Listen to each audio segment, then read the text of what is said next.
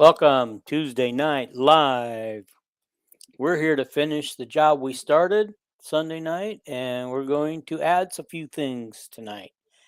So the first thing is again, please hit that subscribe button. It's right there in front of you. If you haven't already subscribed, hit the like button. Do it now before you forget about it. Please comment during the show all you want and questions. We'll be happy to acknowledge them. We'll put them up on the screen for you so you can see it. Also, share away when this show is over. Share it to everybody. Oh, like actually, right now while it's live, share it to everybody you can think of. You know, all your favorite Hawkeye fans and family members, and whoever else. Maybe maybe we'd want to start sharing it toward the Vanderbilt people, so the Vanderbilt people can enjoy what us Iowa Hawkeyes already know about our team. Because it sure isn't what Pavia said about us, that's for sure. Gosh, we only got to score 7 points to beat Iowa. It still irks me. Anyhow. Okay, let's get started. First thing, we didn't talk about our picks from the title games and how we picked them and everything. So I actually went 6-3 because we only did 9 games. Kelvin went 4-5, and Jason went 5-4. I was the only one to pick Indiana. We all picked Texas Tech. I picked Virginia. You guys, I have no idea why you picked Duke. What do you mean? What do you mean? There's a reason Duke won. They won, but I mean, against all odds, they shouldn't have won. No, Virginia got very lucky with their schedule this year. Yeah. You know, that's why they only had 2 losses, and it's the ACC. I mean, okay. But it was a toss-up game. It's no big deal. So Kelvin and I both took Georgia. Jason took Alabama. Kelvin and I took Jackson State, and Jason took Kennesaw State. I have who won that game? It was Jackson State, wasn't it? I don't know. Kennesaw won. So yeah. I didn't know anything about either team except I Walter Payton went highlighted to it. except Walter Payton went to Jackson State. You know, so okay. Boise State versus UNLV. You both picked UNLV. I picked Boise State. That was probably the one reason why I one-upped you both. Western Michigan. I honestly didn't know who won that game until I had to look it up yesterday. Western Michigan won it. Both Jason and I picked that. You took Miami of Ohio, Calvin. A possible. No, that'd be wrong. I was going to say an ex Kirk Ferentz assistant coaches Western Michigan, but he coaches Central Michigan. Go ahead. Okay. All righty. None of it. We all picked North Texas. None of us got it right. Damn. And we all picked James Madison, and they won. So that being said, all right, we're gonna do one more thing in football real quick, and then we're gonna move on to the women's basketball and the men's basketball previews against Iowa State, and then we're gonna come back to football. Okay. So here we go.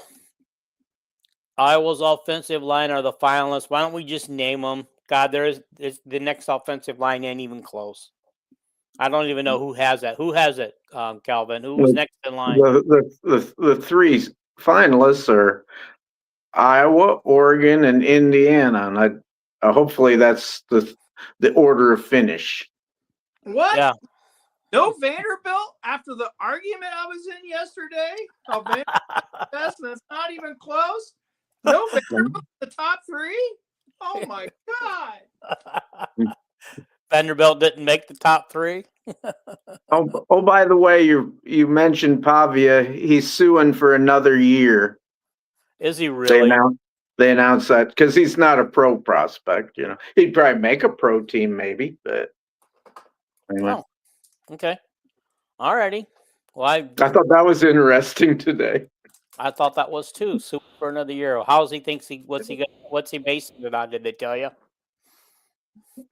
The Sherman Antitrust Act, just like he based it on to play this year. Okay. It used to You know, be you had I 5 wish, years I to wish, play 4 years. I wish WetJet would use the same, go to court and do the same thing. But It used to be that you had 5 years to play 4. Now we got people playing 6 and 7 years because of different rulings by the NCAA, who were just ruining this game left and right every day. the NCAA is not making these rulings; it's courts. So Okay. Alrighty. the So NCAA fought it.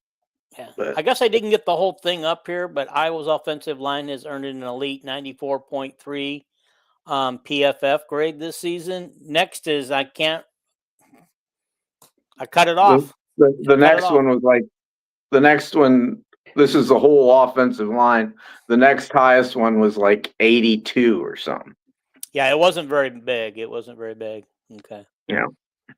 All right. So let's get on to women's basketball. Our girls are going to go over and our women are going to go over and face. Can you guys read that? Because I can't even read that. No, just keep talking, Dean. Say what you want to say about the game. Okay. So the women are ranked number 10. It's the first time, or I think one of the few times that both of them have been ranked in the top 15 and playing each other in the series. Iowa leads the series 32-23.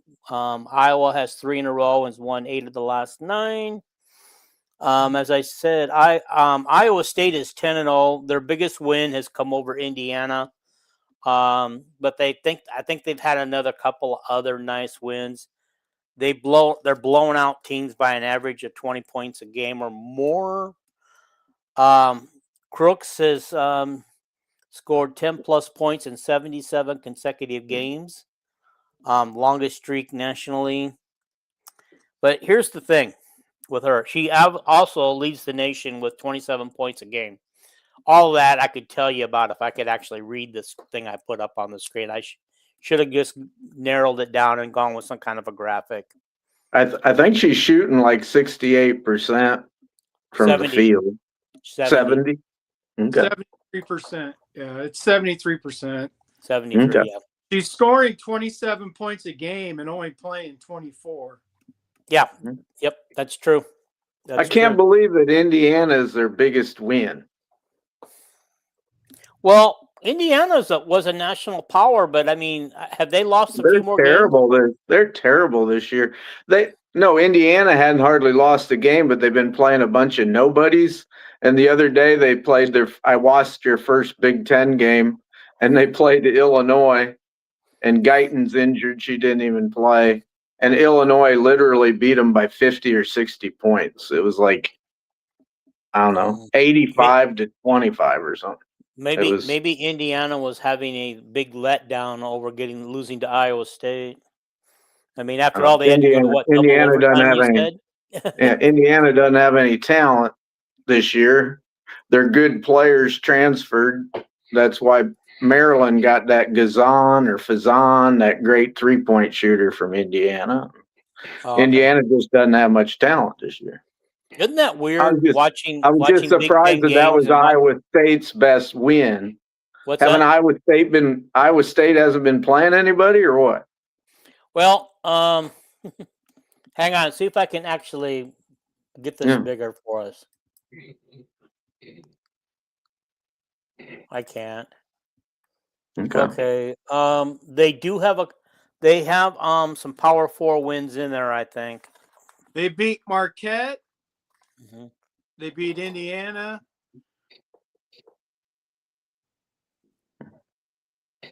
They beat those are the only 2 teams they played that are Power 4. Right.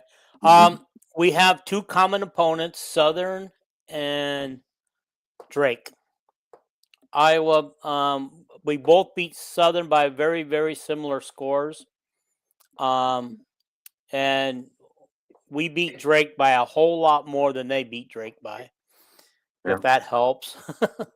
Well, I mean, that's all about the coaching and style of play. When it comes to like being beat by, that doesn't really matter. I mean, once it gets over 20, it just depends on who wants to play their backups, how many minutes everybody's getting.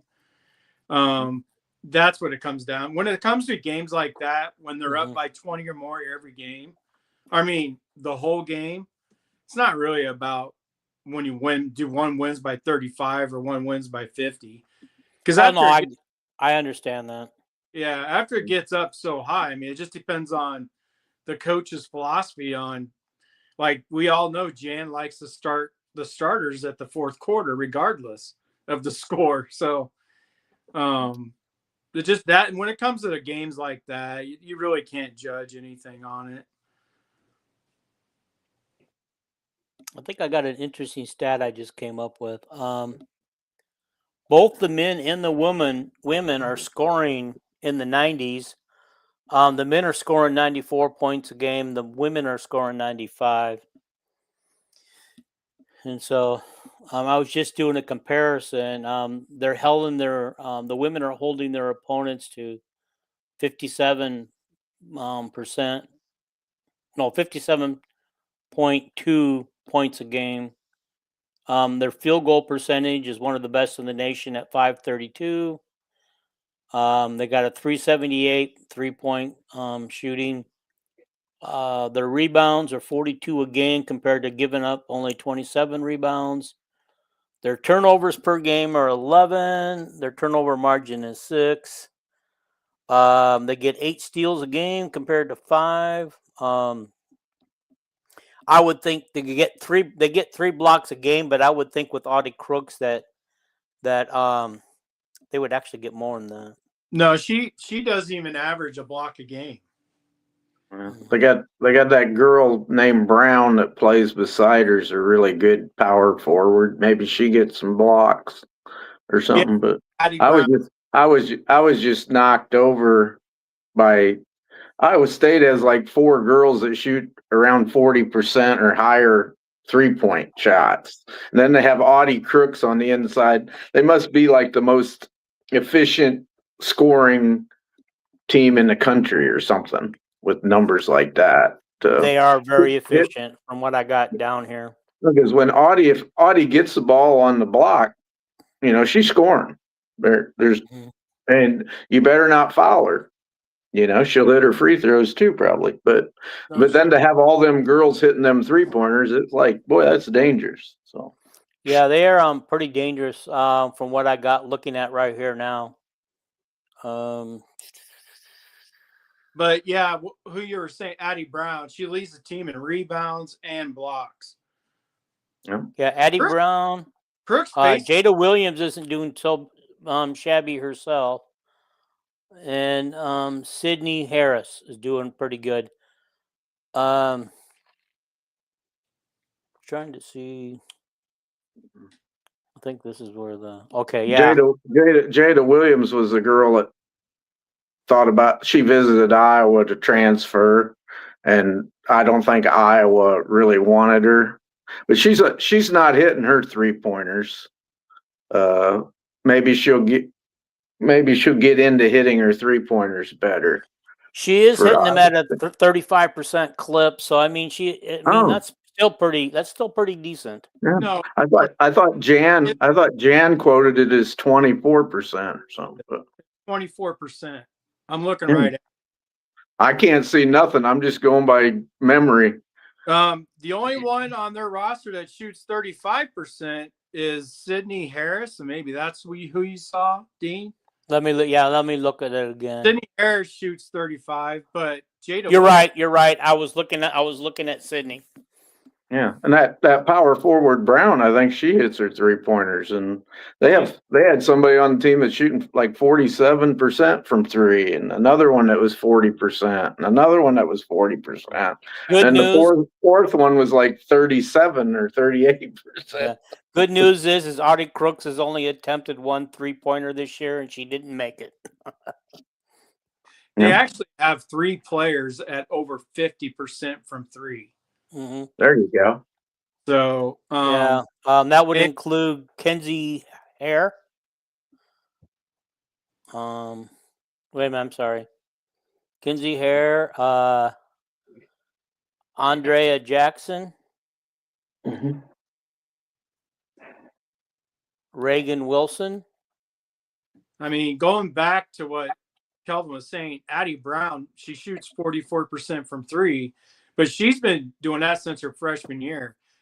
One thing you got to take from this game is Iowa State is experience. Their juniors have been playing since their freshman year. Addie Brown and Crooks were playing together as freshmen, and there's a couple others sprinkled in that played on that same team. So yeah, Addie Brown was actually one of their best players last year hurt her knee and didn't play. It might have been Brown, I don't remember, but it kind of hurt their team last year that they had all them people returning, and then like their second best player had to have a knee operation and missed the whole season. Yeah. Oh wait, T Hink says howdy, Kelvin. Hey, T Hink. Yeah. So I've been reading a lot. I wanted to go and look at some clips of. I didn't get it done today because I got so busy doing other things. Is to look at some highlights of Audie Crooks, but I wanted to see how true it was to say that she does draw a lot of fouls, which doesn't surprise me. You know, she gets a lot of her points at the free throw line.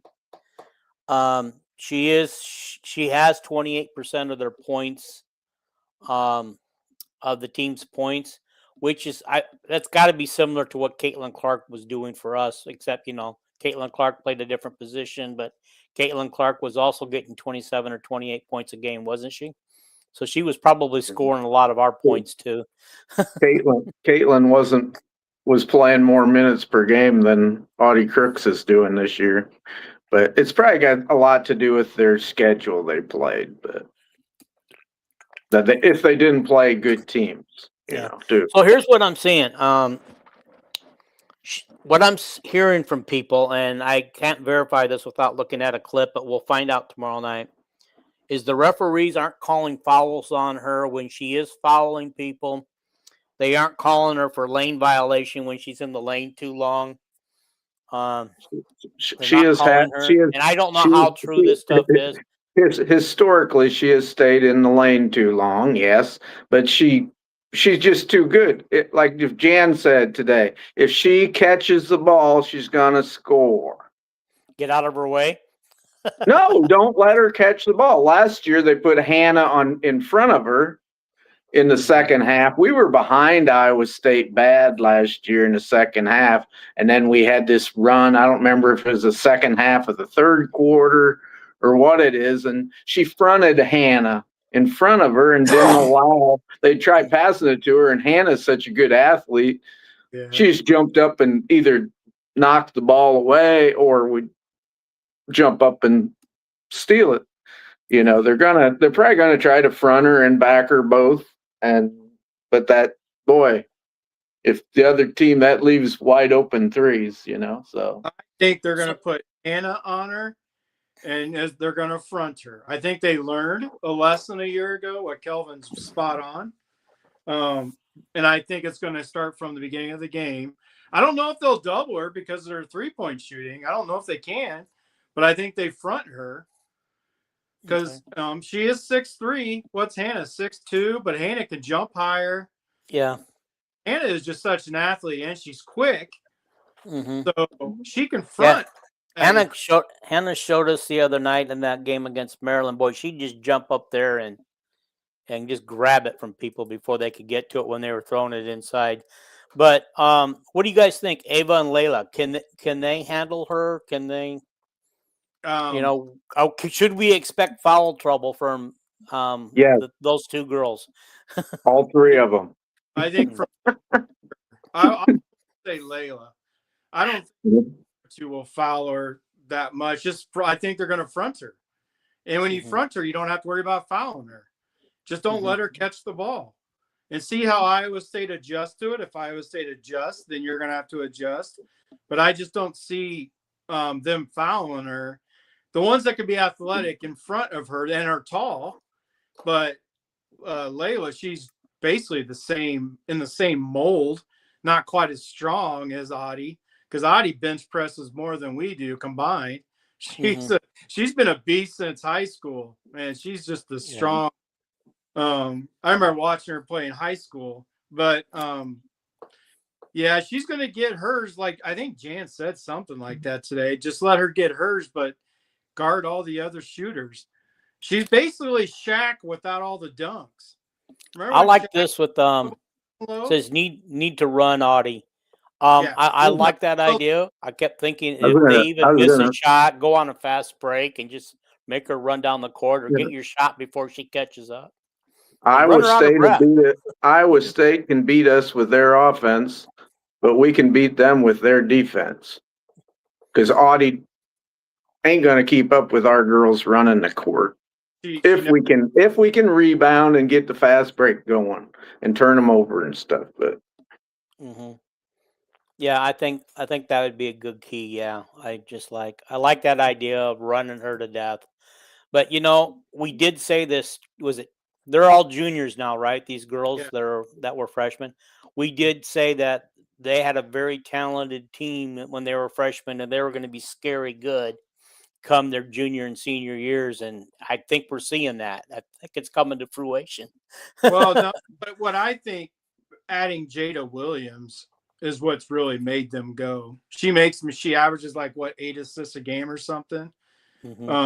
She makes it go for them, I believe.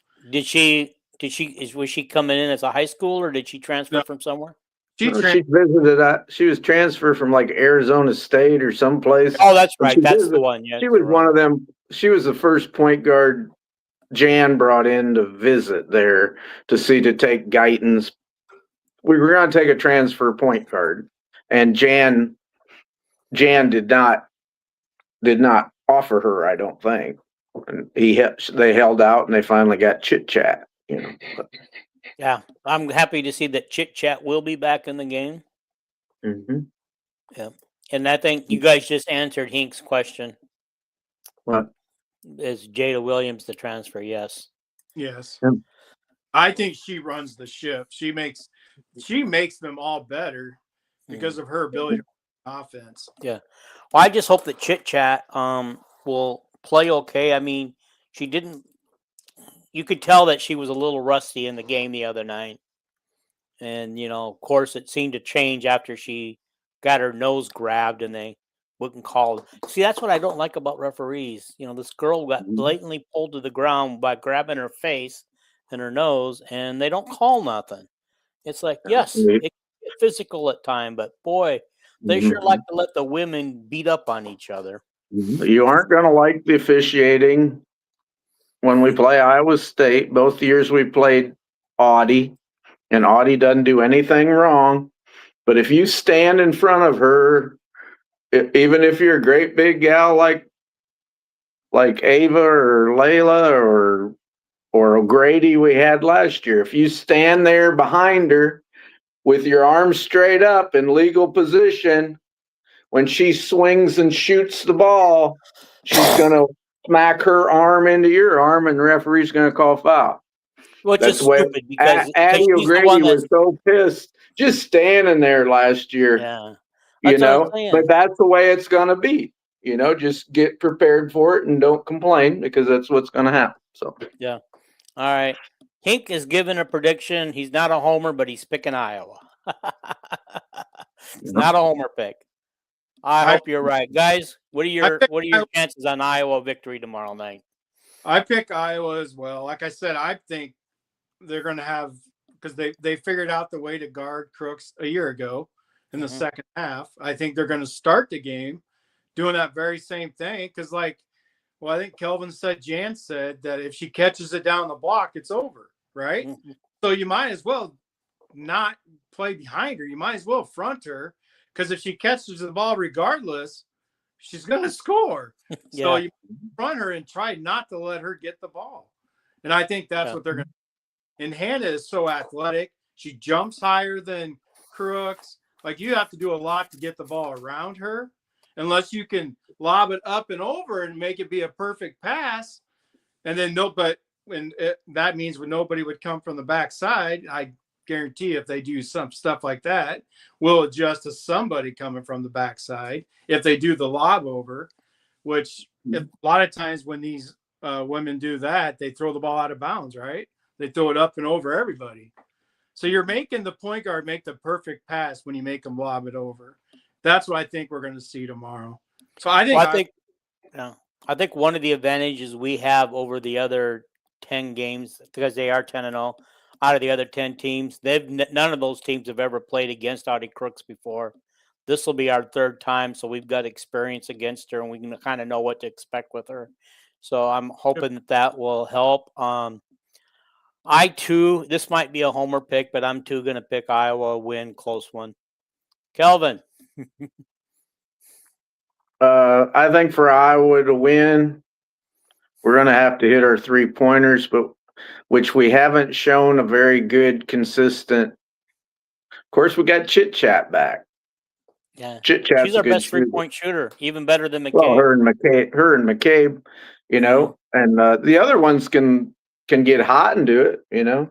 Addie Deal's been hitting hers lately, and Stremlo's been hitting hers, and Kylie had a good 3-point game or two. But I think we got to be better, more consistent at our threes to win, because it's a veteran Iowa State team at Iowa State, you know. That is. But that is. I just think it's not the end of the world if we lose. Game.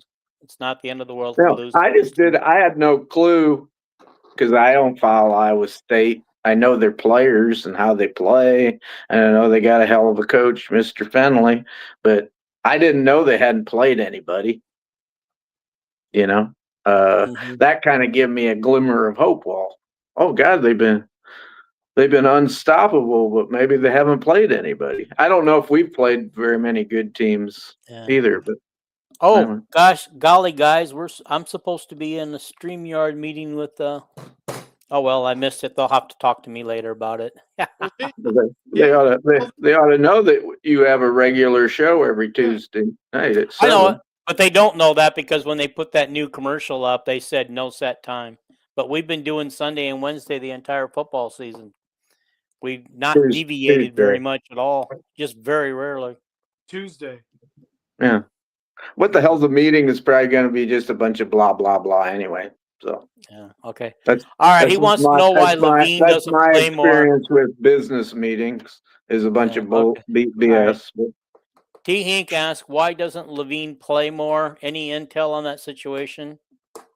Because Dean don't like her, and Dean told Dan, I don't want Callie to play. That's why.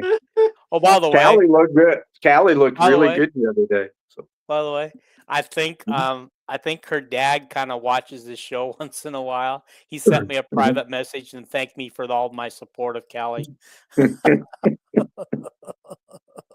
She played really good the other day, you know. So she's playing better. She's getting more minutes, and she's starting to show. I mean, she's starting to show what she could do. She's actually averaging. She's played in 6 games this year. She's averaging 3 points a game, which is better than the 0.0 something that she had last year, because she only scored in 1 game last year.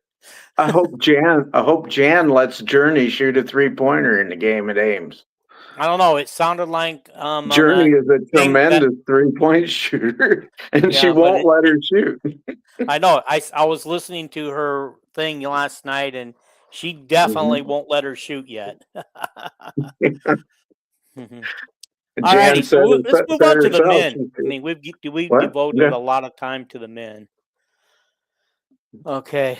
All righty. I mean, the women. Now we're going to do the men.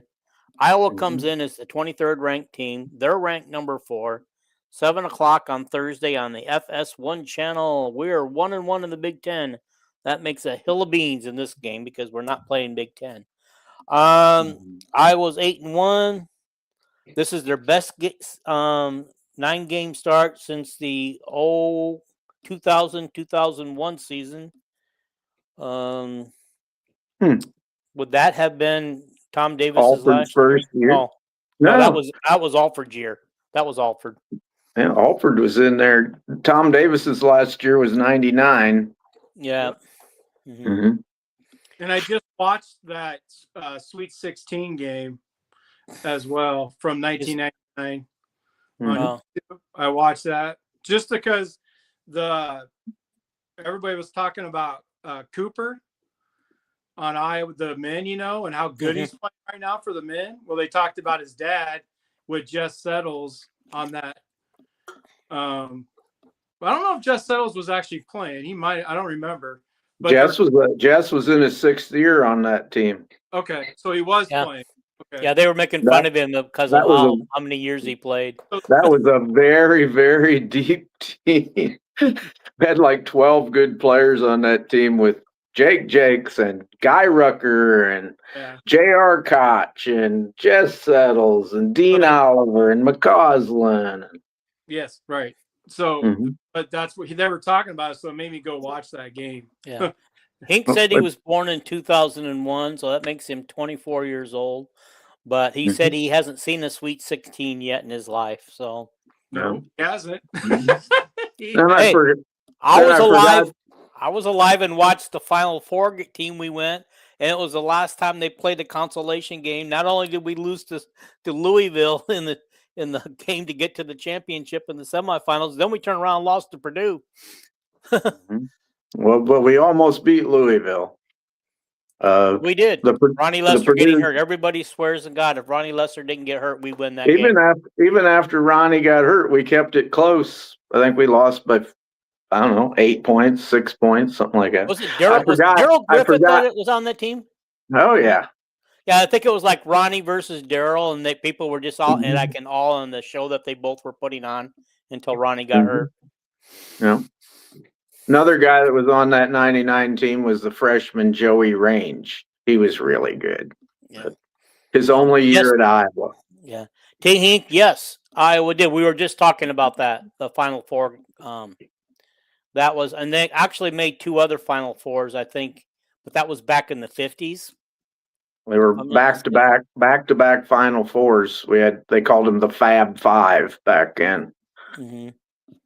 So lost to Bill Russell for the championship. So yep, that was the championship. We lost in the championship game. That was at 56, 55, somewhere in there. Right in there. It was played at Jennison Fieldhouse in Northwestern. And they had a rule that you could only play so many quarters in a season. And Bill Russell had played in an overtime game, so he had to sit out the first quarter. And we were ahead by 16 points in the first quarter. And once he came in, that changed the round. Yeah, we lost by 20. I mean, he was just dominant. So. You remember who the head coach was? For us was the guy that got killed in the car wreck, Bucky O'Connor. Yeah, that's it. Yeah. Okay. What game was Chicago State game that we didn't lose to them? I don't remember that. What about Chicago State?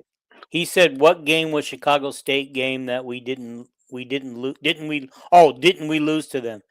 Well, we used to lose to Chicago State in a lot of sports before they were kind of a Big Ten member at one time.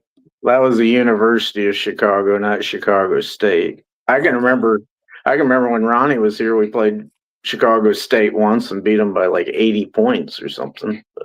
Oh, he said in the NCAA tournament. Golly, that is a lot. We had a lot of NCAA tournaments over the year. I just don't remember who. I don't ever remember losing to Chicago State. No, we got like a Northeast Missouri State or something we lost to, didn't we? That was the time Alford, we had the number 2 seed and we lost to the 15 seed. Yeah. The year after Iowa State lost to the number 2 seed and lost. Yeah. We just had to keep it in state. All righty. So getting back to the game, okay. We're talking about men now? Yeah, we're talking about the men now. Okay. So Iowa State is 9-0. Okay. This is the one that has 5 Power 5 wins. Okay. Somebody wants to look that up. They beat Mississippi State, St. John's, Creighton, Syracuse, and Purdue. Purdue's scary because of what they winning that game, what they did. Because it wasn't a close game after a while. They just took control of that game in the second half and dominated Purdue, the number 1 team in the country, on Purdue's home floor, where it's almost impossible to beat them. Yeah. You know? Yeah, I don't think I'm going to pick my Hawkeyes in this game. So. Yeah, well, we'll get to that. I love my Hawkeyes, and we're playing good, but yeah, they're beating teams by an average of 30 points a game. They have a plus 8.9 turnover margin. That's top 10. They forced 19 turnovers a game. That's second in the country. Their scoring offense is 84.6, but I could have swore it was 94.6. Let me look it up.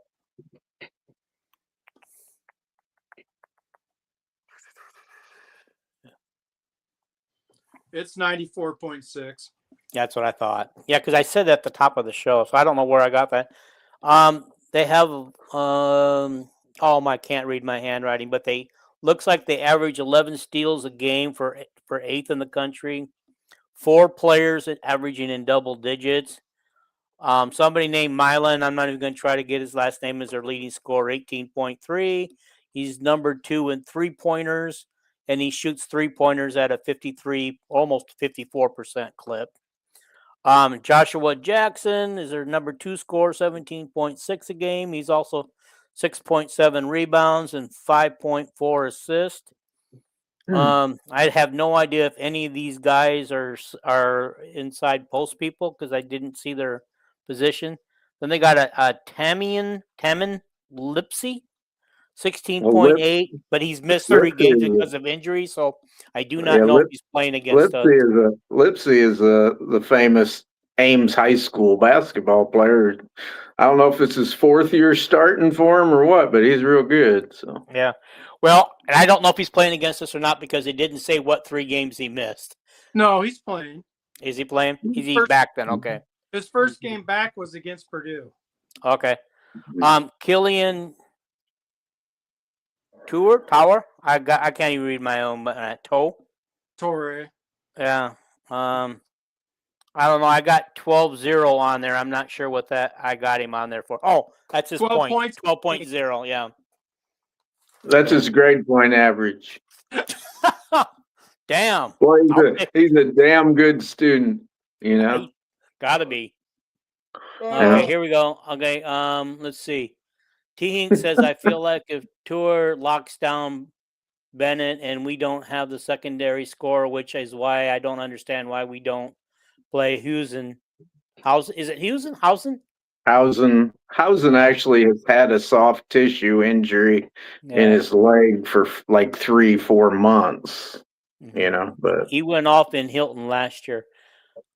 He's back. He's coming back to Hilton, but hopefully he can play then. Yeah. You know, if he's struggling, he's probably why he's struggling with his shot this year is because of the it's why he plays a few minutes and then he's out, you know. It's like yeah. Okay, so also Iowa State, God, they do a lot of steals. But this reminds me of last year when they, the defense, the stealing, the rebounding, and everything they did against us.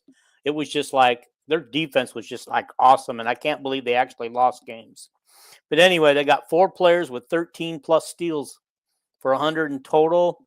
They forced 171 total turnovers. Guys, this team is like defense. This is the kind of defense Iowa needs to play. Well, the halftime score could be 10-8 because we do play defense. So right, yeah. Look, we don't have the talent to play this style of defense. Like the reason why their numbers are so good also is because they suffocate teams that don't have any talent. So that gets them going. But Purdue does not have the athletes to compete with this defense.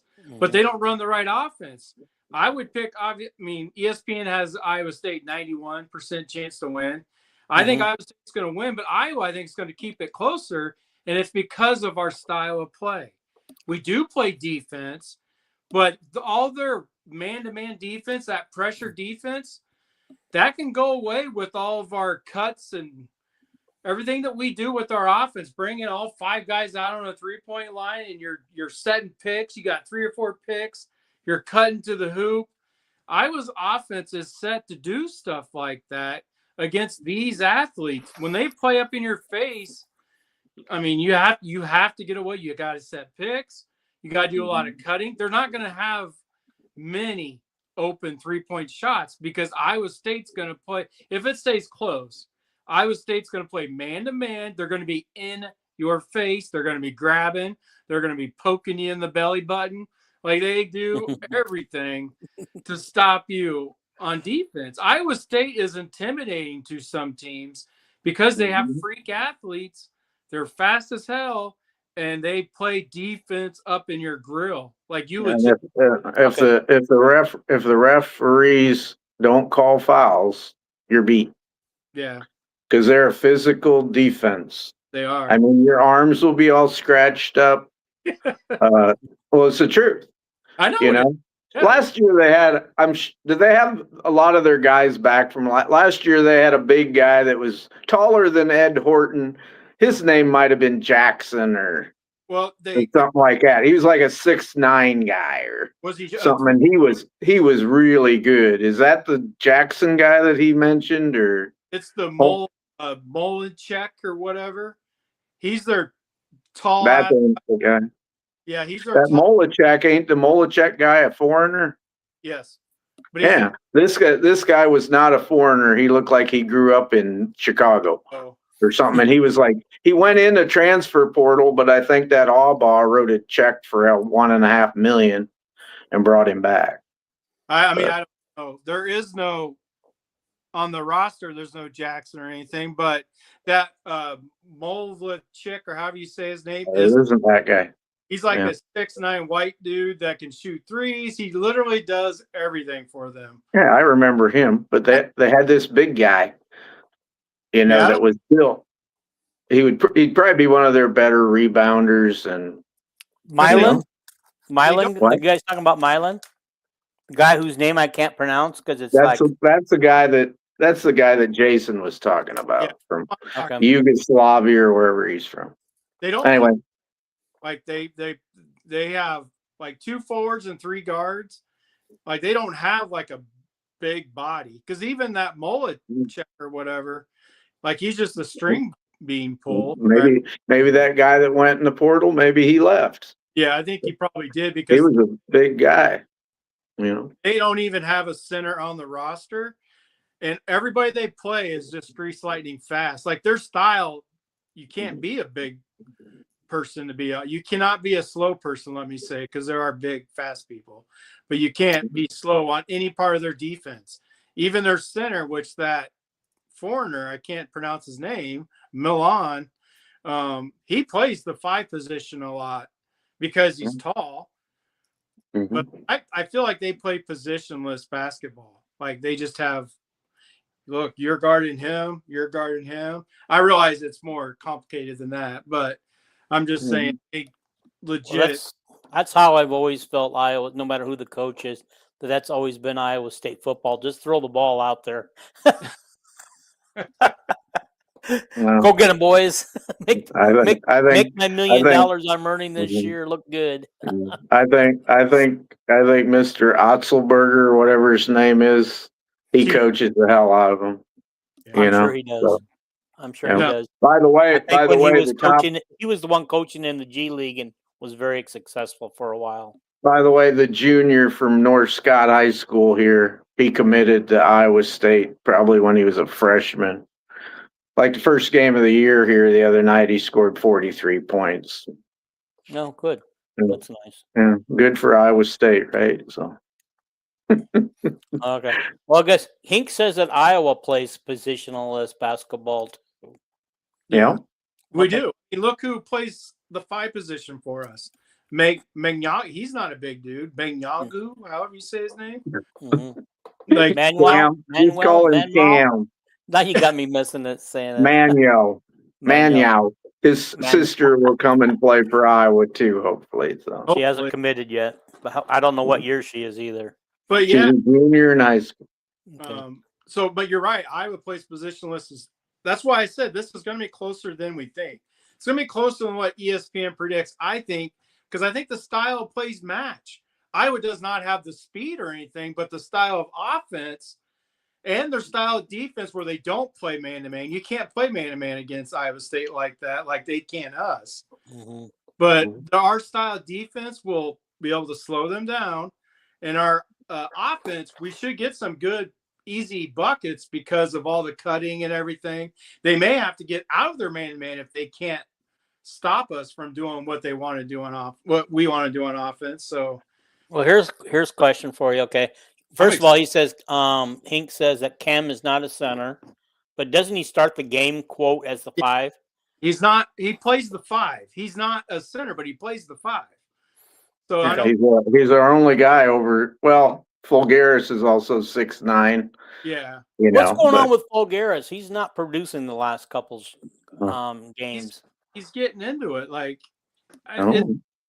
it's different for all these guys. They're on. All I know is in the first 7 games he had 0 turnovers. That was pretty good.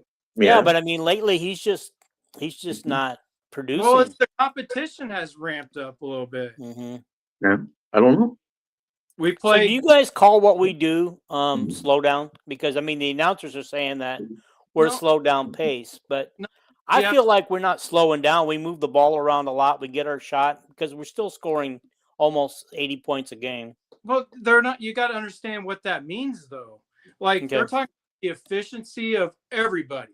Mm-hmm. Look at the shot clock when Iowa shoots on 90% of their possessions. Mm-hmm. It's down to 5 seconds, but it doesn't feel like they're slowing down because they're constantly running. Yeah. They're not standing there waiting like the old lick lighter days. Remember how we were the lick lighter? That was so boring. You could fall asleep. That's not what we do. Like they will shoot. They'll shoot if they get a clean shot. Yeah. But they're like told, don't shoot early in the shot clock unless it's a good shot. So they're constantly looking for a good shot. So it doesn't feel like they're we just play good basketball. Yeah. If we have a fast break, we go dunk it. Yes. If we don't have a fast break, we work until we get a good shot. That's exactly right.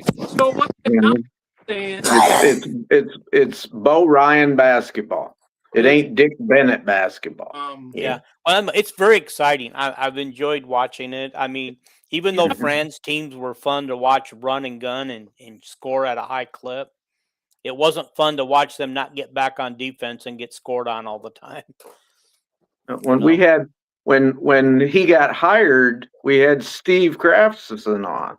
Mm-hmm. And Steve said that Ben can play a fast pace or a slow pace, whatever needs to be coached. And Lute Olson's the only coach we ever had that did that. He could have a slow team with Craftsman and Wade as the big guys. And then 3 years later, he has Payne and Stokes running like greyhounds up and down the court. Hey, there was no shot clock when Lute Olson coached. No. You remember the four corners offense that would go on forever? Well, yeah, when Ronnie Lester was there. If you're up by 5 with 8 minutes to go, Ronnie would dribble out the clock, and people laughed about it. But nobody could guard Ronnie. He shot 80-some% from the free throw line. If you fouled him, he was going to make the free throw. Why not win the game? So Fulgaris just needs to stay out of foul trouble. So apparently I'm not paying attention. He's in foul trouble all the time. Iowa likes to play efficiently. Yeah, I know they're one of the most efficient teams in America. But that's what I want you to pay attention to is don't listen to the numbers show Iowa is the slowest team in the country, one of the slowest teams. The numbers say that because they always shoot, not always, 90% of the time they're shooting with the clock's down to 5 seconds. But when you're watching the game, you don't feel that because they're not stopping. There is no, I'm stopping, I'm going to wait. They're running their offense, waiting for a good shot. So if you go by the numbers, stats, Vandy loves his stats. Stats don't show everything, but stats do show they're the slowest team when it comes to shooting the ball. However, that's not how they play. Because if you give them a fast break, they're going. Yeah. Okay. So before we move away from basketball, one question I want to ask you guys is, do you think the blowout at Michigan State will help us with the Iowa State game? Because I mean, we were outmatched, outplayed, and that the defense of Michigan State was relentless. I just think they got experience, but I don't pay attention to that right now. These kids are early. Like early in their careers at Iowa. A lot of them, it's their first time playing Big Ten competition. It's their first time playing bigger competition. Like Iowa State's just going to be another Michigan State type game. I'm just strictly looking at the style plays of both teams. But these Iowa kids, 6 of them came from Drake. A lot of them some of them are fresh, true. We have 2 guys that are true freshmen playing. Cooper Koch was a redshirt freshman last year. Or no, he was redshirting, so I'm not sure how much he played. He was just a true freshman last year. He didn't really play much. Redshirt this year. He couldn't have when played. they say he is a holdover from Fran's team, they say he's a holdover from Fran's team, but he's new in my book. Well, he's not holdover. This is a whole new scheme, so you got to look at Iowa's roster now compared to Iowa State's. They're not young. Both the women's and the men's are very experienced at Iowa State, and it's the exact opposite for Iowa. Yep. So I mean, I don't look at this game like Jan said. I don't know when she said it. Last week or whatever. She said something about this game's not a conference game. It's just a game. It's not going to hurt us in the end, regardless.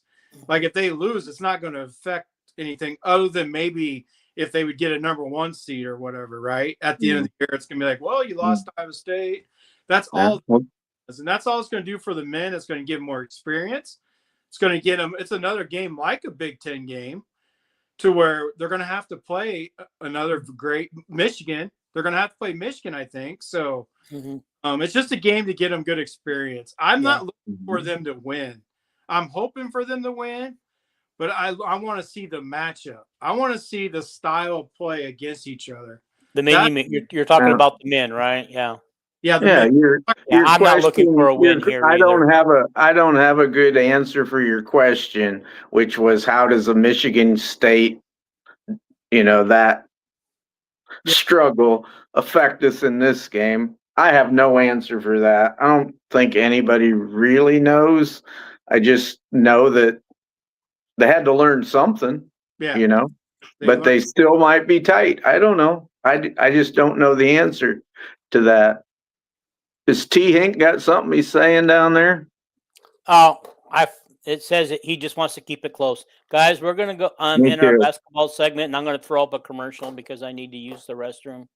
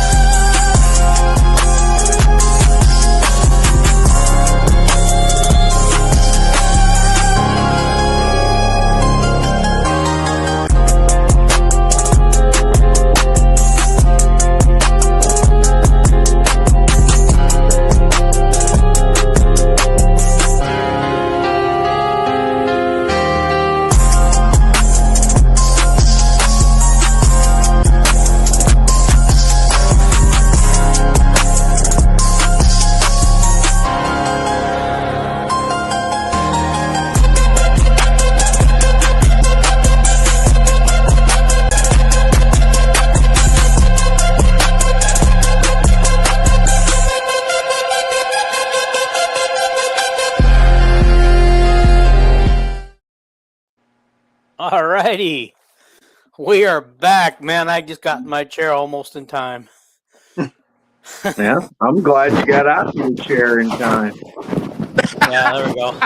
Okay, I switched from my basketball shirt to my We football jacket. we don't need mishaps like that, you know. So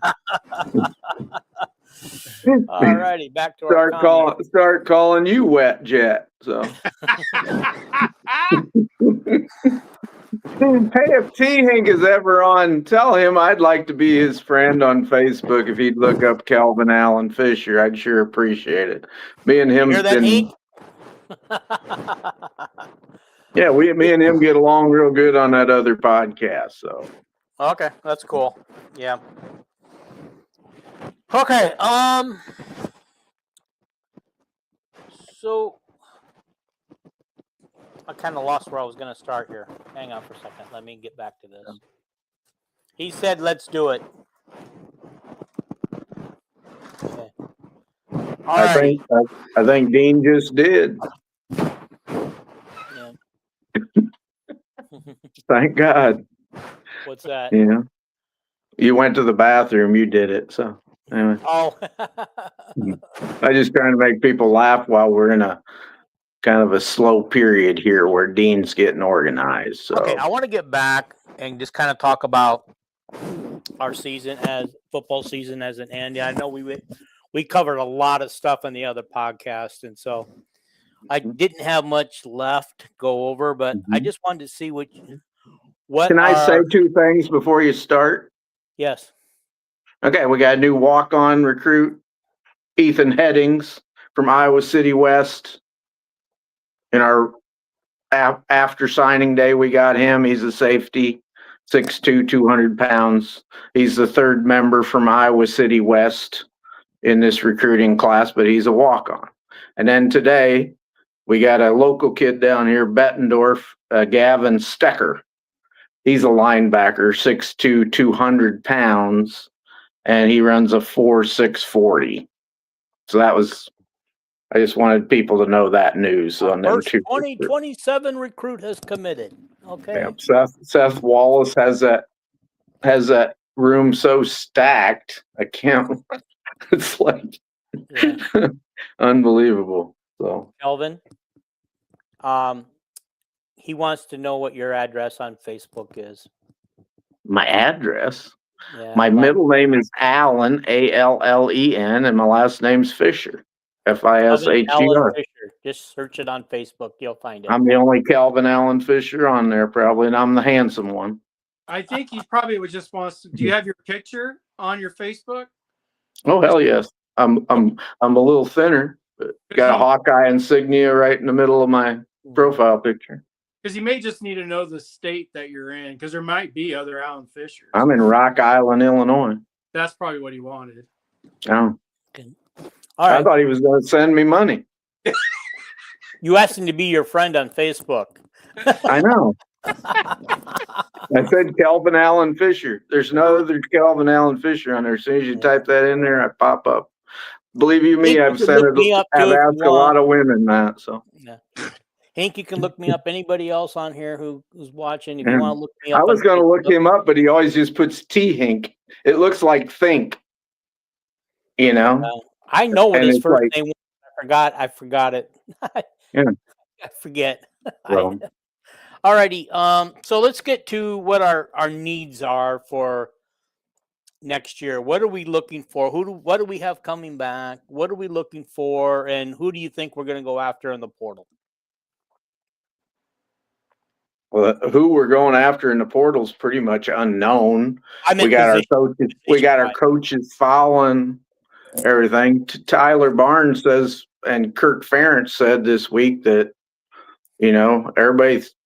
people said Hank Brown's gone or something, but they said everybody seems to be coming back and everything as far as the quarterback room. We're going to try getting a wide receiver or something in the portal and defensive lineman. And a kicker and a punter and a long snapper. And I know some, but I'm not saying it because I really want this kid and I'm not jinxing it. So don't jinx it by name, but tell us what positions you're thinking we should be looking for. Well, I don't even want to talk about that one. Okay. I'm going to be. You will know if this. What? No, I don't even want to bring it You up. talking about Zay Robinson of Iowa State? No. He went in the portal today. Oh, did he? And of course there's Marsh at Michigan State. I don't even know if you're talking about a wide receiver. No, we don't need any names right now because the names are too early. Let's talk about. We all know what our the name. positions are. If you follow On3 every day, every time an Iowa coach follows somebody on Twitter, they call it X now. Mm-hmm. I mean, it's On3. Sometimes I click the picture and send it to our messenger. I don't know if you look at it, but there's big defensive linemen and wide receivers. There's even a quarterback from like West Florida or something, but they're just following him in case they're just following him. He got kicked off the Florida team. You're starting to say he doesn't want to jinx it, so you can't say it anymore. It's not a jinx. It's not a jinx. Jason's losing it. He doesn't. Tyler Barnes is following him, but it's just we're not going to take a quarterback unless somebody leaves.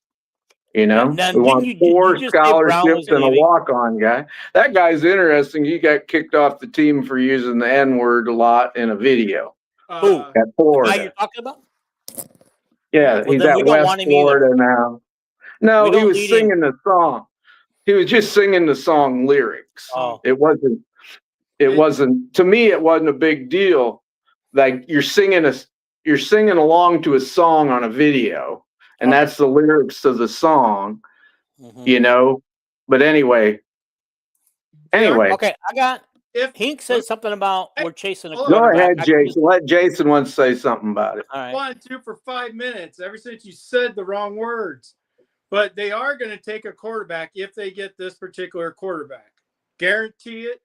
Guarantee he's going to be the number 1 quarterback in the portal. The number 1 quarterback in the portal? Yeah, I guarantee. Holy shit. North Texas? If we get this, well, now he's going to go with his coach. But I thought he might be the number 1 quarterback, but I don't know. The one that we're going to go after is going to be the number 1 quarterback in the portal, and I was so shocked to see. I was excited to hear that we were even trying. So yeah. I'm going to be okay. I think I know who you're talking about because I saw that we were listed as people of interest, but I also thought we weren't seriously going after a quarterback because I could have swore Tyler Barnes said we weren't taking a quarterback. They will get the right one. If they get one, they're not going to turn down one of the best talents. That's what Kirk says every year. Any opportunity we have to have a better roster, we will add. Yes. I just trying to think who the number 1 quarterback is in the country that would be in the transfer portal.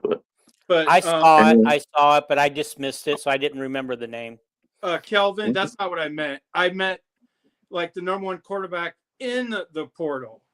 That's what I said. I said the number 1 quarterback in the country that's in the portal. There's not a number 1 quarterback in the country that's in the portal. Okay, so do we want Rocco Breck? That's not what I'm saying. I know Pat Mahomes and Josh Allen are not in the portal. I know that. I'm talking about the rankings of the portal quarterbacks. That's what I'm talking about too. Yeah. You sound like you're talking about the number 1 quarterback in the country that's in the portal. That would be the number 1 quarterback in the portal. You guys are talking about the same thing. I know. Are saying the same thing. Okay. I see it. Are they going to let Hecklinski run? He was Mendoza was in the portal. The number 1. I hear Rocco Breck is going to go to Miami. Who? Rocco Breck. They can have him. I don't think. Yeah. I thought that was newsworthy for Iowans, but. Yeah. He really wants you to tell him who the quarterback is. He even told me to let you talk. It's not going to jinx. It's not going to jinx anything. No, Hank, you'll know when I know. I'll tell Dean, and Dean can let you know. I'll be so excited if this happens. Trust me. Of course, nothing can happen until middle of January anyway. It's only a month away. In the portal. It's only a month away, boss. Yeah. Is this a guy that's played a lot? I'm not even going to talk about it.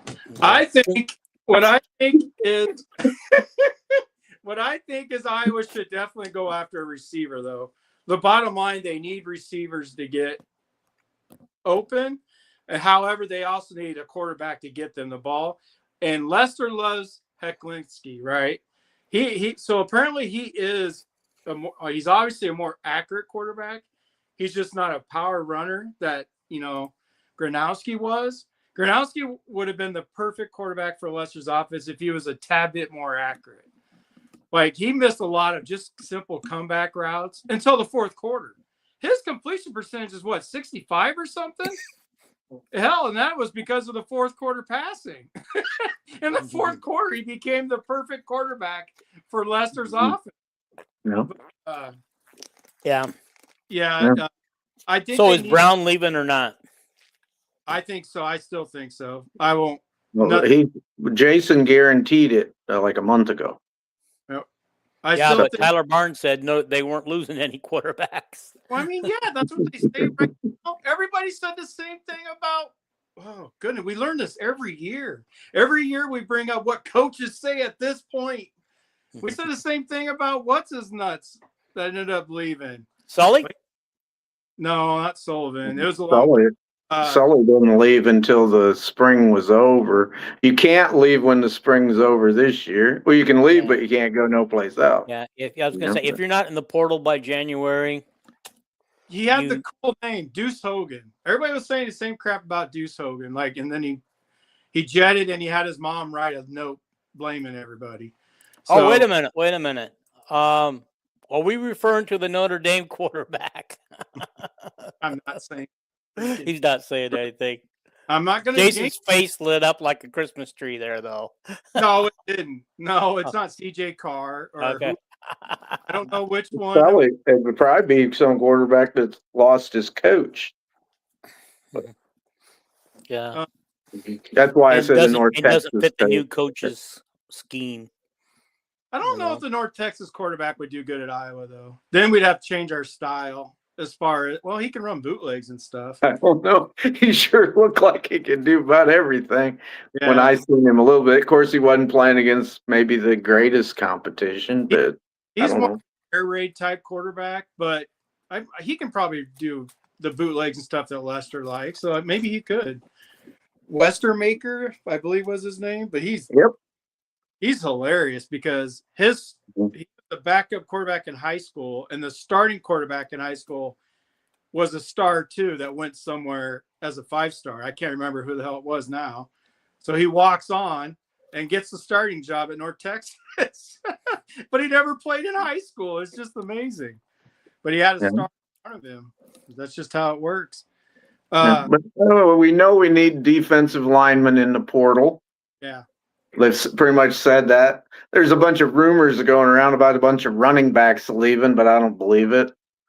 Well, I could see everybody's talking about Xavier Williams, and was because he hasn't been playing. Well, he got hurt. These guys, people like to jump to conclusions like Emily Rodriguez is leaving. They think she's quit the team. Why do people make up shit like that? It's like bull crap. I can see Jazz Patterson leaving simply because of Xavier Williams, right? I can see Jazz leaving. Moulton is still going to be the starter. I don't see the freshman leaving, the other one that you like, Kelvin, the little guy. I could see maybe McNeil. Yeah. I got it parsed right. The first couple letters. McLean's the guy that sang American Pie. Bye, Miss American Pie. Drove my Chevy to the levee. I hate it when I mention a song. Death to me all. But I can see Brevin leaving. I can see some running backs leaving. I don't want Brevin to leave. He's my favorite, but he's got to get playing time anyway. So And with Xavier Williams, he's a stud, right? He's just going to get more carries if he stays healthy. A lot of people think Xavier's going to get some Signetti money because he's from Indiana, you know. Well, so. I mean, if he's looking at like getting NIL money, then yeah, anybody can leave. Every player's looking for NIL money, but yeah, if we're going off of that, I don't base anything on that because I just don't believe it. We can't base stuff on. I'm just basing on the roster in general. Like I can't tell you that Xavier Williams isn't going to chase $1 million check or whatever. Of course he will. Everybody in the country will. If they hear Indiana is a calling for $1 million for a running back, yeah, he's going to go. That's well, I would think Indiana would go give Darian dollars or right. somebody like there's plenty of running backs already in the portal. You know that. What about Breven Dahl? Well, that's what about Breven Dahl? I could see him. I could see him, but maybe not. He's an Iowa guy. Absolutely. Some people think his teammate Flora from Iowa State's going to come over to Iowa. So they said Hink says put Breven on the kick return and punt return team. No, I think that people are pretty darn loyal at Iowa. I agree, and they love that they know their coach is going to be there for a long time. They love it that their coach never lies to them, is honest with them, and right now, starting last Friday, they started competing for jobs next. The first 2 weeks of bowl practice is competing for next year's jobs. And the starters like Dunker and them, they ain't practicing right now. But the other guys are.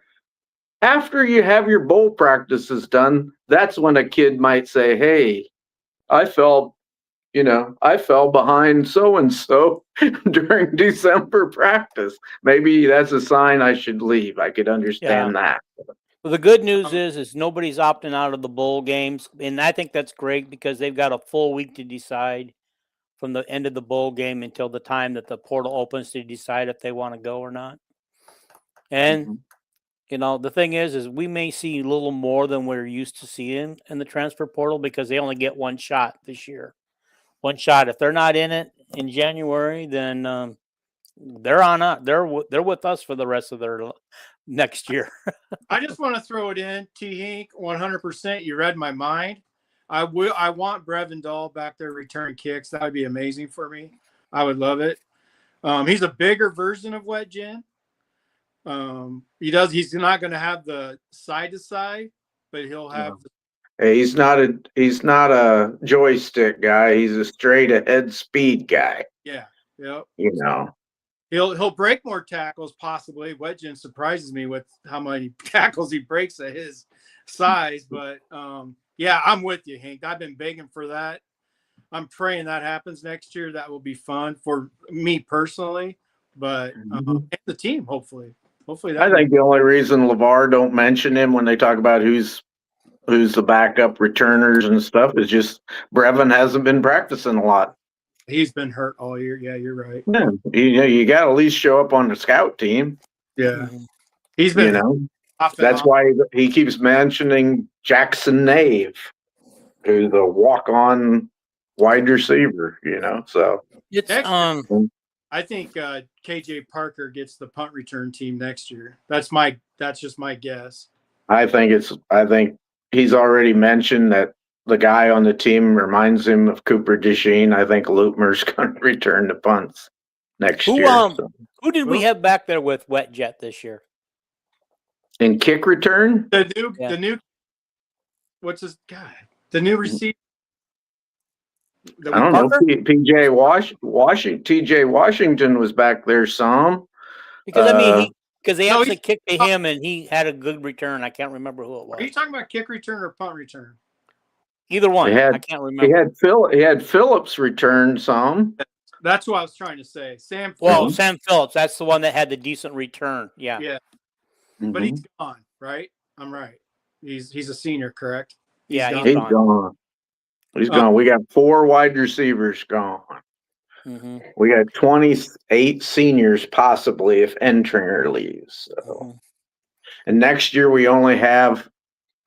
I should put out a quiz. How many seniors we got next year, guys? If you know the roster, we only got 10. I'll have to look. Talk about not a lot of recruits next year. Yeah. That'll be a small recruiting class. Oh my God. However, losing We got 28 this year is going to hurt. Patterson, Ortworth, Ostrenga, Dotzler, Mislinski, Brian Allen, and Kekerich, Montgomery, Lee, and I got Entringer as the 11th one because I'm hoping he comes back. But yeah, I'm hoping he comes back too. But I could see him leaving because I feel like he's going to be a top 4th round pick, like 4th round. He'll blow up the combine. You think he could be a 4th round pick this year then? Or better. Yeah, I think he's going to be a 4th or better.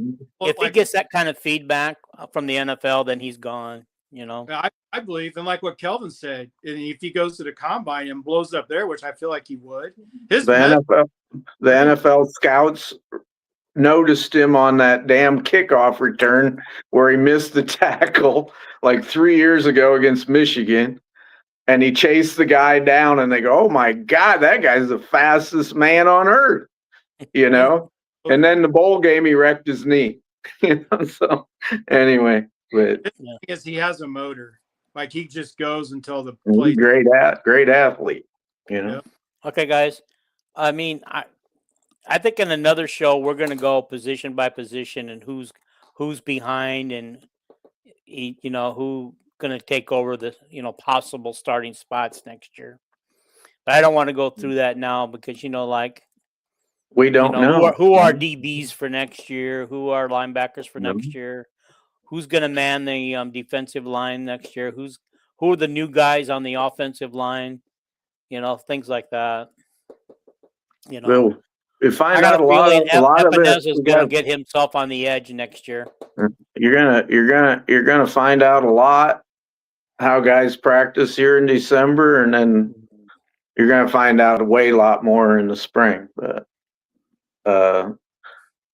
anyway, we can guess. Yeah, but it's always a guess until it actually happens, or not. All righty. Let's go through our playoff brackets first. I want you guys to. We're gonna go round by round here and have you guys pick your winners. I refuse until Jason tells me who that quarterback is. I'm not going to. I'm gonna hold my breath. Okay. All right. First one you guys got to pick is Army or Navy. I already know you're picking Army, Kelvin. Unless you were just teasing. Army all the way, baby. Okay, I'm marking him down for Army, even though he won't say it. It's hard to talk when you can't breathe. Yeah, I picked Army. I just picked Army because that game is always. I know Navy will probably be a 7-point favorite or something. They're a little better team this year, but I'm going to pick Navy just because that game is always set up for an upset, unless one team is way better. All righty. So. Okay. Jason, did you say Army or Navy? I said Army, but I'm just a complete homer. I'm from a family of Army people. I love the Army. I love watching Army play. But my family's Navy, so yeah, that's why I chose Navy. Navy's favored by 6, so okay. I come close. Alrighty. Now go to the playoff bracket. Okay. Over under is only 38 though. Alrighty. Play in the playoff bracket. First round. James Madison versus Oregon. Who you guys got? Should I even ask?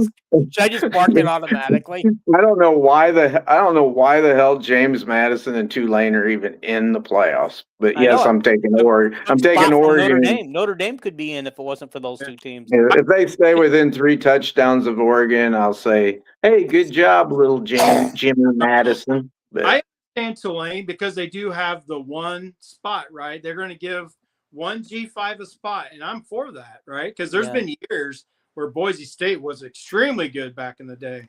I'm all for that one team, but giving them 2 teams is the silliest thing. Even though I'm glad Notre Dame's not in it, it's really silly to have James Madison in over Notre Dame. as far as team, right? Mm. I just think they ought to pick the 12 best teams. I'm for. I think Oregon's going to run for 300 plus yards against James Madison. They have no clue what they're in for. Okay, Alabama, OU. Oh, I picked Oregon, by the way, too. Good. Jason, why don't you tell me who Oregon, or Alabama or OU? This one I've been going back and forth because both offenses suck, and both defenses are really good. So it's like a toss-up to me because I don't mind Oklahoma.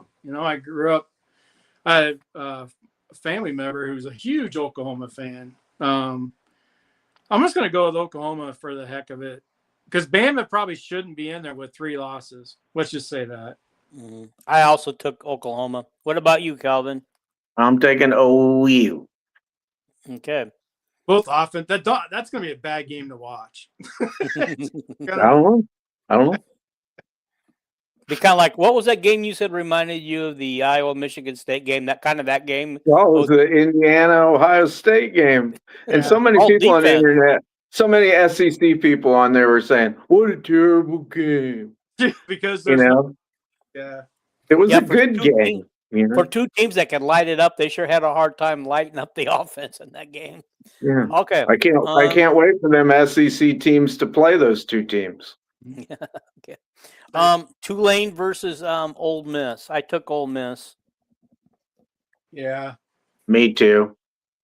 That's the logical, because we don't know what. I mean, I like watching Tulane. They're fun to watch. I'll root for Tulane. But and then, Tulane is named perfect. Tulane. They're Tulane, and the team they're playing's 8 lanes. I mean, they use all 8 lanes, and Tulane uses a damn quarterback and a wide receiver and no defense. Right. So go ahead. All right, Miami versus A&M. I took A&M. A&M. Miami and A&M. Tell me that quarterback's name, Jason. For Miami? No, the one we're getting in the portal. Okay. I'm going to take Miami in an upset. Okay. Even though Miami is the most undisciplined team in the playoffs. They always make mistakes. So. All right. Going on to the next round. Oregon versus Tech. Who do you got? Oregon. Oh, you're 2 doing big money teams. You're doing the whole bracket. Oh, okay. Yeah. I'm going to go with Oregon. I took Tech. Texas Tech lived high on the hog being in the Big 12.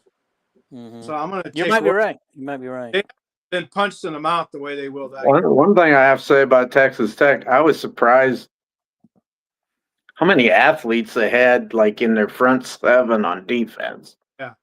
Talk about quick, fast, big guys. A lot of money there. Isn't that another roster? What? Isn't that another $20 million roster? 20 million. Why do you say 20 million? Because 20 million is nothing now. No, I'm just saying. Yeah. They spent 168 million in NIL on their sports programs. Of course, they're the ones that had the $1 million softball pitcher, right? Well, right. Maybe. But yeah, it's way more than 20 million is what I'm saying. Yes, I know. I'm not going for the perfect number. I'm just saying compared to Iowa, 20 million is off the charts. Yes, it is. That's my point. I don't say like we're exact. I just go up to 20 million. I'm not going to You know me, I'm so literal. You are. Yeah. T. Hink, I agree with you. Get rid of the group of 5 altogether, and they can have their own little playoffs like the division. Just pick the top 12 teams, or 16, or hopefully 24. I mean, I'd just go to 24. You know. Okay. All righty, guys. Here's the next game: OU versus Indiana. Oh, Indiana. Indiana. Indiana's defense will shut Oklahoma down. I really think that three of the three best teams might be all Big Ten teams. You know, Okay, Georgia's so a damn good defense, but all righty. So the next one is Georgia and Ole Miss. I took Georgia. Oh, for the record, I also took Indiana. if Georgia had their real coach, I might pick. I mean, if Mississippi had their real coach, I think they have a chance. But I'll take Georgia now. It's Georgia. Okay. The only reason Ole Miss is there is because they're playing Tulane in the first round. Yeah. Okay. Ohio State.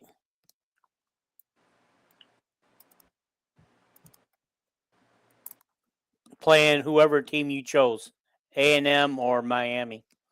Ohio State. Yeah, I'm going to go with Ohio State as well because you know what? I picked them to win the national title from the beginning. So, guys, I hate to say it, but I took A&M.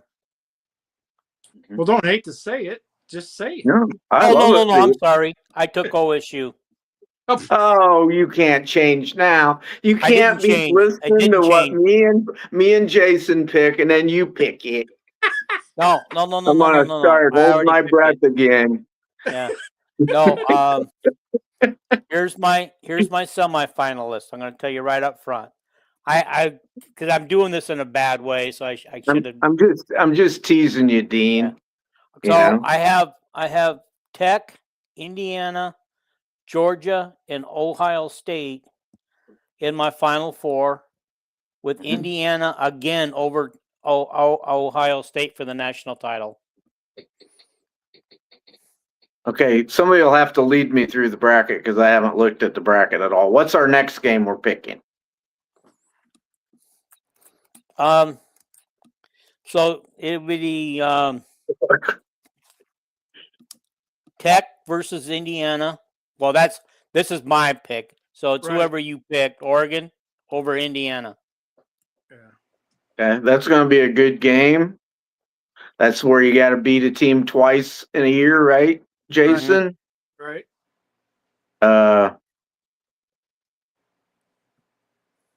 And they might be my two favorite coaches in college football, Lanning and Signetti. The two craziest coaches. Imagine that. Kevin. I don't know if they're crazy. Oh, they're crazy. After listening to that damn Campbell and his news conference at Penn State, he sounded just like PJ Fleck, I thought. Right. Just simmer down a little bit there, man. But anyway, I'll take Indiana.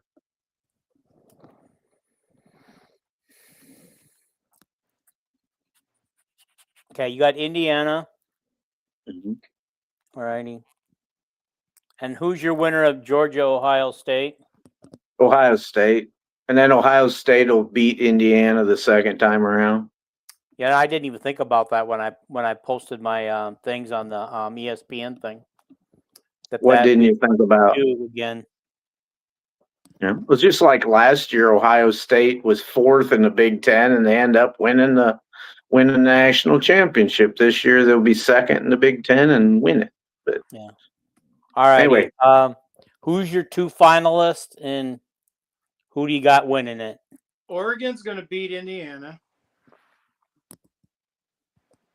They wouldn't meet until the final, so that's your final? No. I thought who's Indiana? No, Oregon's playing Indiana. You told me the game was Oregon and Indiana. I was thinking Ohio State. Never mind. You're right. Okay. Oregon's going to beat Indiana, right? Yes. We have to keep the show to an hour for Dean. It's getting too long for him. No. We need a 5-hour show. Go ahead. Who you picking there, Jason, in these last two games? Ohio State. Okay. Ohio State over Oregon? Yes. Mm-hmm. Okay. Boy. And who did you say you had, Calvin? I had Ohio State over Indiana in a championship game. The Oregon game gave me I had to really think about that, but okay. but I did. It was like, what? Damn it. Hey, Yeah. Lanning ain't going to lose twice. don't You pull know. a Dean and change your pick. I did What? want to go through. I did want to go through some of the bowl games, but we're not going to tonight. That's just too many bowl games that you guys tell me are meaningless and nobody cares anyway. I don't tell you. I care. I love bowl games. We gotta. I love One bowl thing games. we gotta do tonight is we gotta pick the Washington bowl game that's on Saturday. Or just do another show Thursday night or Friday night. Well, Whatever. let's do a show Boise every State. night. Let's do a show every night. There we go. I'm picking Boise State over Washington. I'm picking Washington. I'm picking Washington. You know, Mel Kiper picked, shocked the hell out of me. He picked the Oregon quarterback as the number 1 pick in the draft. What do you think of that, Jason? I mean, I'd take Mendoza myself. He's first round. But Mendoza. If Mel Kiper really said that, I disagree with him. That's what his mock draft said. Yeah. But Mendoza will be the first quarterback picked. Unless Pavia comes out, then he'll probably be the first one to pick. Pavia won't be picked in the first 5 rounds. no, You don't think so? if he gets to go to, the combine, he'll get picked in the top 3 rounds. He will be. He'll show a lot. He's 6 foot tall, so he'll be another, Drew Brees that's only 6 foot tall. So that's what they're gonna drop him out of the first round simply because of his height. Now they didn't do that to Drew Brees, but Drew Brees, I don't know, he must have been special. I think he's the only first round pick that the quarterback down there at Arizona is a little short guy. Yeah. Murray, ain't his name Murray from Oklahoma? Yeah, I forgot about him. Yeah, he shocked the world with being. Was he the number 1 pick when he went to Arizona? I don't know. The air raid coach from Tech, Kingsbury, Cliff Kingsbury. So I mean that's because they knew each other, so maybe that's different. But yeah, I forgot. That proved my theory wrong. But I'll just tell you what I believe. I believe Pavia will be picked in the first 3 rounds, but he'll get dropped out of the first round simply because of his height, I believe. Finally seen a mock draft today where our guy Jennings Dunker was one of the last picks in the first round, which he hasn't been picked in there, as of late. Right. But I disagree with the number 1 pick being the kid from Oregon. More. And Kiper, he's got 5 months to change it, right? Yeah. I mean, there's a lot of stuff in the NFL Combine where quarterbacks throw that everybody had Shadur Sanders the top 5 pick at this time last year. I can't remember. How far down did he drop to get picked? I don't remember. 5th round or something. I don't know. I mean, he's doing okay for himself according to Jason because I've seen Jason's comments. I had him as the second best quarterback, and I still do in that draft. He will end up being the second best quarterback out of that draft. So, just out of curiosity, before we leave, was he the reason why Colorado had success last year? Because they're not doing anything this year, or didn't do anything last year. This year, he pulled them out of a lot of holes. Yeah, him and Hunter were the reason for their.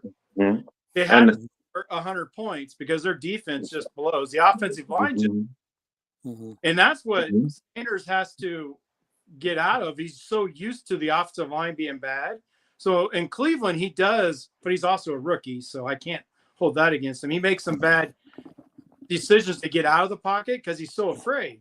He's like, crap, I got to get out. Well, it's a little bit different in Cleveland than it was at Colorado. Their offensive line still sucks. That's why they can't do anything. But Hunter and Sanders pulled them out of so many games, and now they don't have two players. When you get in the NFL, you can't make all them hold on to the ball, run around, and make all them late throws. Yes. And and you got to zip the ball into windows. Yeah, you guys see it? For all you guys that were always complaining about Cooper DeJean not playing both ways, did you notice Hunter's tried to play both ways and he got injured. You can't play both ways. Maybe a little bit, right? Yeah. But Well, Philadelphia's offense last night was so bad. I kept thinking, throw Coop out there, throw him the ball, let's get him injured. or do an end around with him. He'll outrun the whole team. They don't even let him return punts because they don't want him injured. That's how he got hurt at Iowa. Kirk wanted to let him. Yeah. Right there. He was playing Kirk quarterback. said the whole season, well, we don't want to play him on offense because it doubles your chance of getting hurt. And then finally they let him play a little bit. In the second week, he gets hurt practicing offense. Oh, my God. But, all right, guys. I think this is a good place to end it. So thank you guys for your so none of you guys had like a sleeper recruit from my class thing that probably not. In another one. I mean, if we do it, we'll have to come up with that later on. Yeah. I need to study it more. Okay. All righty, guys. Don't forget to push the subscribe button. Dean's got to go to the bathroom again.